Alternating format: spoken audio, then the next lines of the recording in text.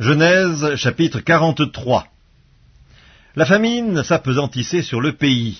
Quand ils eurent fini de manger le blé qu'ils avaient apporté d'Égypte, Jacob dit à ses fils, « Retournez, achetez-nous un peu de vivres. » Juda lui répondit, « Cet homme nous a fait cette déclaration formelle, vous ne verrez pas ma face, à moins que votre frère ne soit avec vous.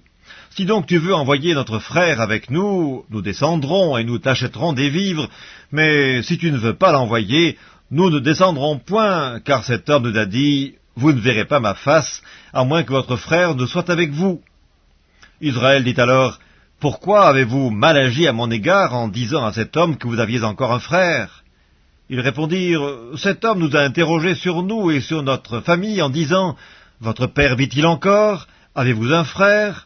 Et nous avons répondu à ces questions. Pouvions-nous savoir qu'il dirait, « Faites descendre votre frère » Juda dit à Israël, son père, « Laisse venir l'enfant avec moi, afin que nous nous levions et que nous partions, et nous vivrons et nous ne mourrons pas, nous, toi et nos enfants. Je réponds de lui, tu le redemanderas de ma main. Si je ne le ramène pas auprès de toi, et si je ne le remets pas devant ta face, je serai pour toujours coupable envers toi, car si nous n'eussions pas tardé, nous serions maintenant 2 fois de retour. » Israël, leur père, leur dit, « Puisqu'il le faut, faites ceci.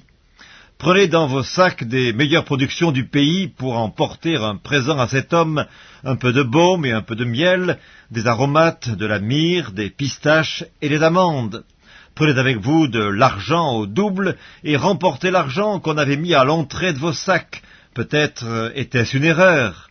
Prenez votre frère et levez-vous, retournez vers cet homme.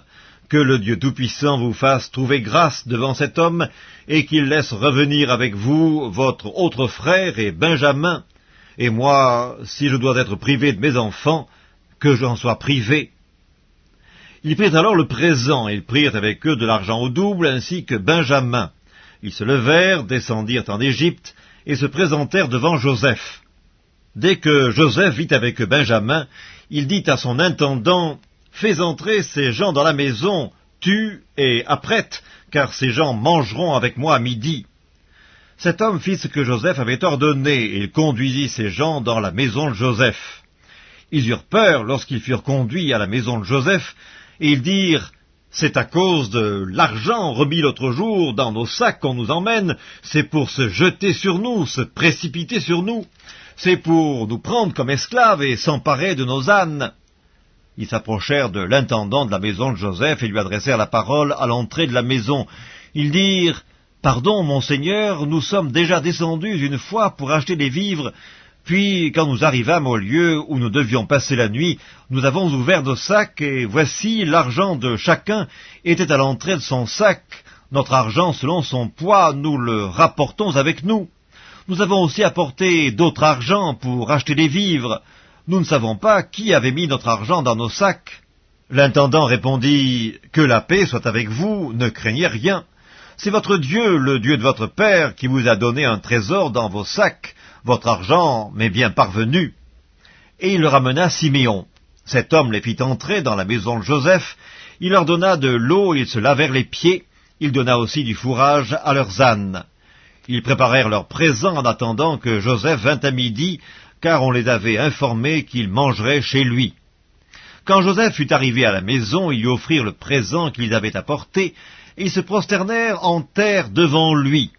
Il leur demanda comment il se portait, et il dit, « Votre vieux père, dont vous avez parlé, est-il en bonne santé? Vit-il encore ?» Ils répondirent, « Ton serviteur, notre père, est en bonne santé, il vit encore. » Et ils s'inclinèrent et se prosternèrent. Joseph leva les yeux, et jetant un regard sur Benjamin, son frère, fils de sa mère, il dit, « Est-ce là votre jeune frère dont vous m'avez parlé ?» Et il ajouta, « Dieu te fasse miséricorde, mon fils. » Ses entrailles étaient émues pour son frère, et il avait besoin de pleurer. Il entra précipitamment dans une chambre, et il y pleura. Après s'être lavé le visage, il en sortit, et faisant des efforts pour se contenir, il dit, « Servez à manger. » On servit Joseph à part, et ses frères à part. Les Égyptiens qui mangeaient avec lui furent aussi servis à part, car les Égyptiens ne pouvaient pas manger avec les Hébreux, parce que c'est à leurs yeux une abomination. Les frères de Joseph s'assirent en sa présence, le premier-né selon son droit d'aînesse, et le plus jeune selon son âge. Et ils se regardaient les uns les autres avec étonnement.